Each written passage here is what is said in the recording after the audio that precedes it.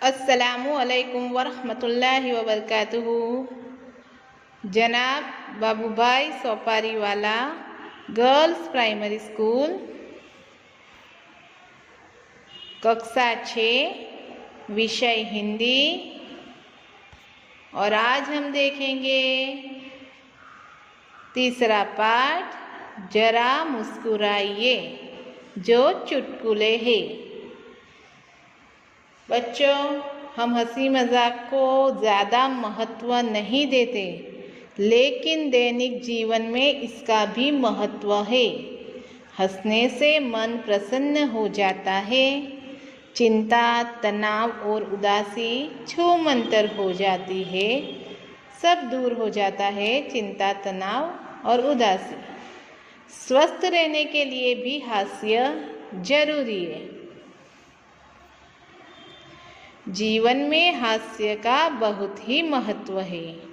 हास्य जीवन के दुख को भुलाकर नई उमंग भर देता है।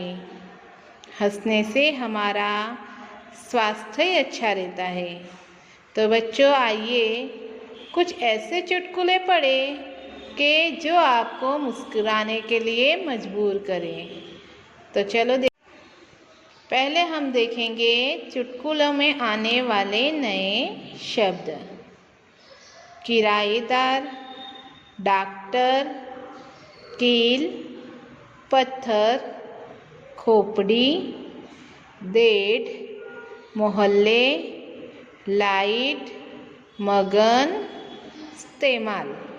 ये सारे नए शब्द आपको 3 बार आपकी कॉपी में लिखने होंगे।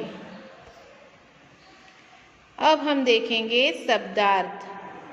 किराएदार, जिसका मतलब होता है जिसने रहने के लिए घर किराए पर लिया हो वह।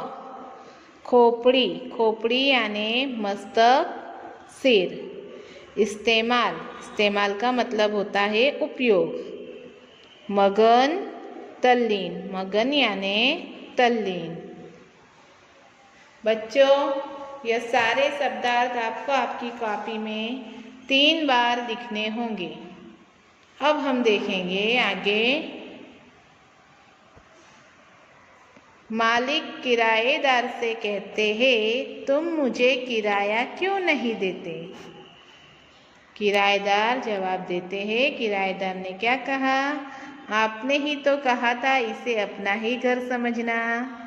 मालिक ने क्या कहा था कि तुम इसे अपना ही घर समझना, इसीलिए मैं किराया नहीं देता हूँ। बच्चों, आपको हंसी आई होगी। अब हम दूसरा चुटकुला देखें। सोनू का सिर फट गया। सोनू का सिर फट गया। डॉक्टर ने सोनू से पूछा, यह कैसे हुआ? कैसे तुम्हारा सर फट गया? सोनू ने डॉक्टर से क्या कहा? मैं पत्थर से कील ठोक रहा था। पत्थर से वह कील ठोक रहा था। तभी एक आदमी ने मुझसे कहा, गधे, कभी खोपड़ी का भी इस्तेमाल कर लिया कर।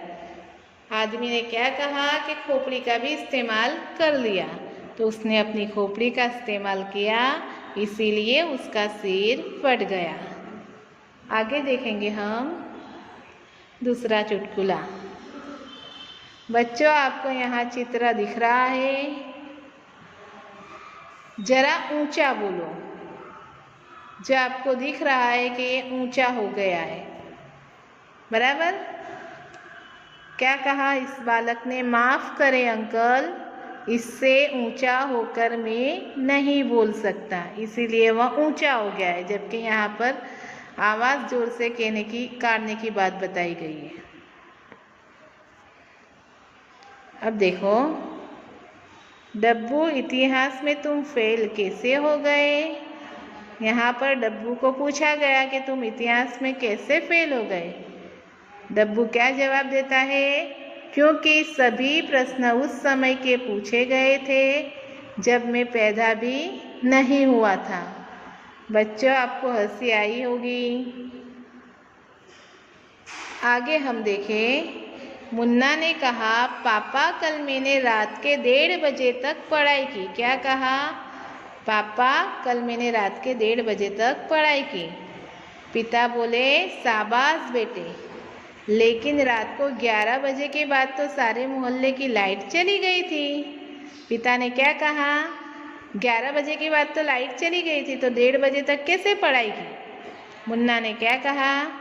सच में मैं तो पढ़ने में इतना मगन था कि मुझे पता ही नहीं चला। अब देखें हम डाक खाने का। यहाँ ये बोल रहे हैं, मैं डाक खाने जा रहा हूँ। डाक खाने मतलब डाक खाना। अब ये आदमी क्या समझा? डाक खाने जा रहा है। कितना भूखा है, कागज पत्र भी खा जाता है। बच्चों, यहाँ हमारा चुटकुले जरा मुस्कुराइए पूर्ण होता है।